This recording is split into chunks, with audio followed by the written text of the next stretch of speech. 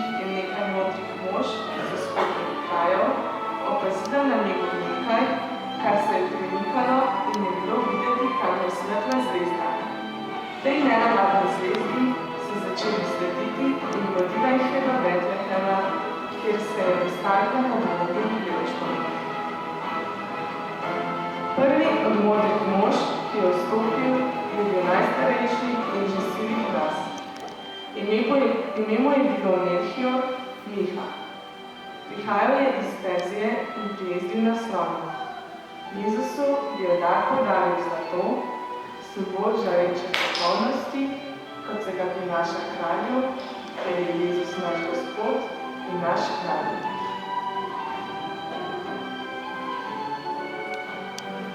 Drugi je vstopil temnopolti mož z imenom Bolteža. Prihajal je iz Etiopije in prijezdil je na kamelu. Jezusu je prinesel miro, oplemeniteno smolo z nežnim vonjem, ki se uporablja za utišavljanje umrlih teles, ker je Jezus, naš Gospod, postal človek. Zadnji pa je vstopil najmlajši izmed modrih mož, ime mu je bilo Gašper. Prijezdil je na konju iz Arabije. Jezusu je podaril kadilo, simbol svetega duha, Božje časti in slave.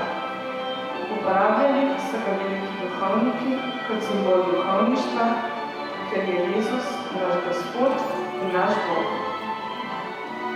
Vsi so se k našemu kralju vseh kraljev poklonili in ga počastili.